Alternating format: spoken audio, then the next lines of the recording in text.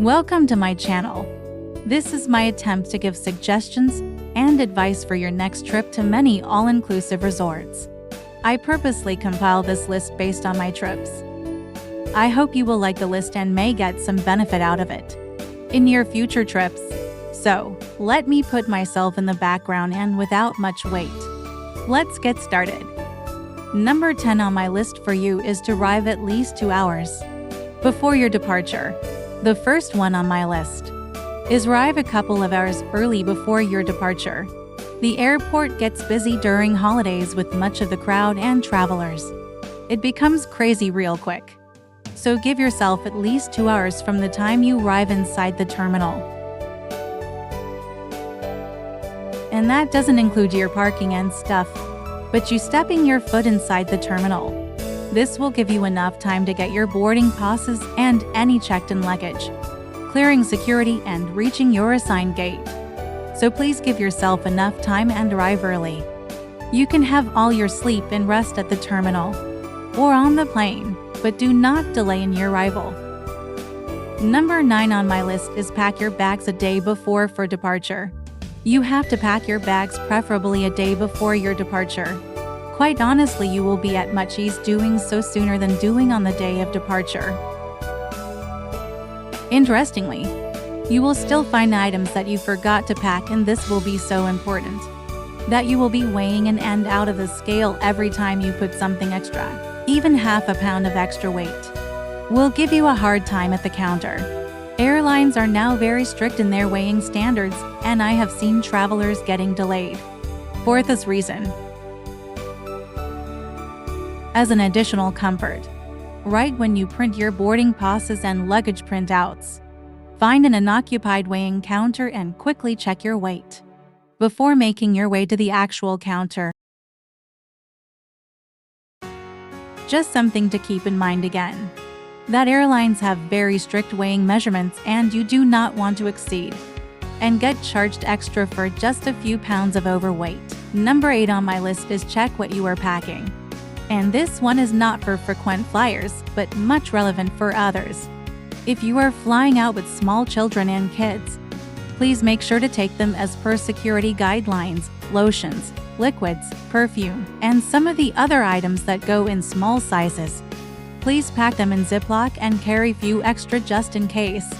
You will be surprised how many passengers just get delayed because of mandatory security check, and remember again that security checks and delays are all your delays and have nothing to do with the airline. So if you are stuck because of that, you owe it to yourself and no one else to blame. So pack as per guideline. Next up on my list is something when you arrive at the destination. Number 7 on my list is to do your research when doing a currency exchange.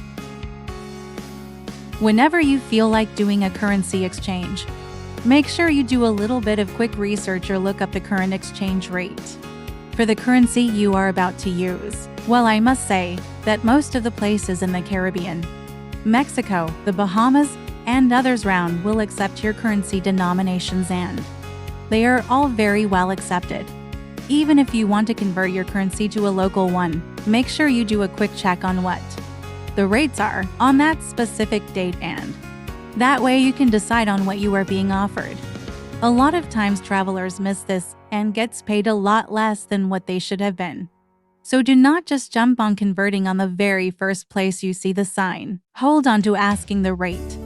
And if you see a difference, move on to the one that offers a better international conversion rate. As such, you will not be needing the currency right away.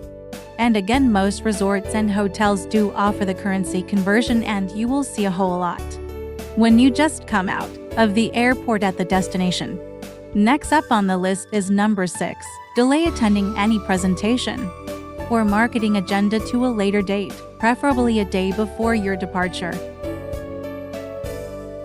Quite interestingly, most of these resorts offer some lucrative deals when you step into the property as soon as you walk into the main area of the resort, and I do want to make a distinction here.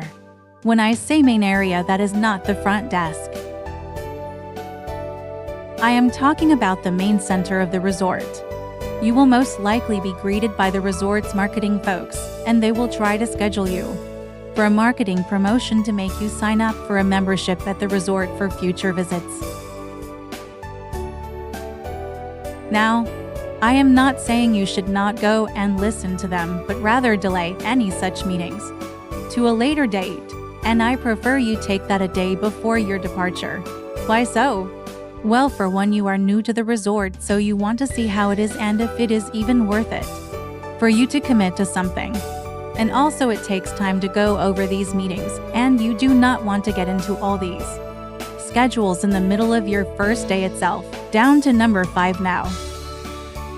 At number 5, I have for you is to plan on making restaurant reservations sooner rather than later. There is a variety of food choices at these all-inclusive resort buffet, but in just a few days of eating typical stereotyped food, you will be looking for these all-inclusive restaurants that offer continental food from Italian, Middle Eastern, Asian, and many more varieties. The only problem is you have to make reservations in these non-buffet styles formal dining restaurants, and sometimes they are all booked, so do not delay in making your reservations. There is no penalty as such if you don't show up or your plan changes, but at least you have a reservation in place. Also, do remember that they have dress codes too. Number 4, start your day early. Things and activities at these resorts are busy all the time, especially during mid of the day. You want to cover most of it and not be in a queue waiting for your chance. There is no fast lane or quick pass. It is like first come first served. So time is an essence here also. Make sure you get your day start close to 9 a.m. and chalk out a plan of execution on these many activities. Some may even require prior reservations, and again without any repercussions. If you don't show up for any reasons, as most of these are free anyways, it may be that you lose your spot on no-show.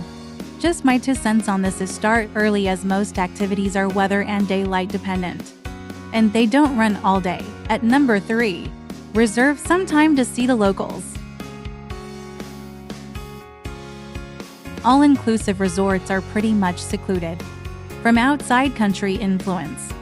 You are in a privately owned territory, and sometimes you don't even feel as if you are in a different country altogether. Do not let that happen to you. If you are an avid traveler, explore and step out of the resort inn. Most of the time, you will find some excursions that will take you outside the resort to see the countryside, and maybe in the main hub or downtown area of the county. Cash that out. See the history and culture, and perhaps the overall visit will be more worthwhile after that.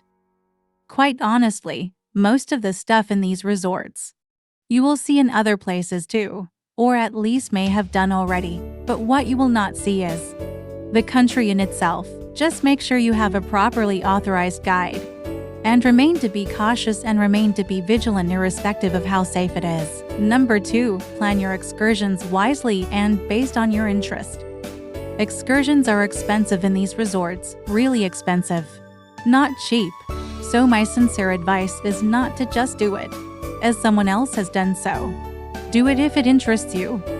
If you travel with an indecisive crowd that never agrees on anything, just try picking one activity that everyone agrees on and avoid doing similar activities. Also, check for what excursions are free and is inclusive with your stay. You will be surprised to note that there are quite a lot, and you want to take them first.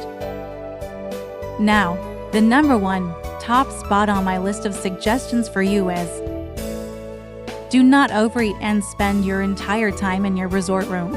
You have made it this far, so do not block yourself and sit in your room on your phone for the most part. There is food and drink whichever side you look, much to eat and drink all day. And if you just do that only piece and then go back to your room and sit or sleep, or even consume all your time on your phone, you are missing the vacation. This is the time for you to relax and be with family and friends. Cherish the fun moments and do some activities together. Overeating may slow down your momentum, so find a good balance of intake. And that way, you will be willing to try some new cuisines in the restaurant where you put down your reservations and make a productive outcome of your trip. Be in the moment. The one that you will remember more after your vacation is over.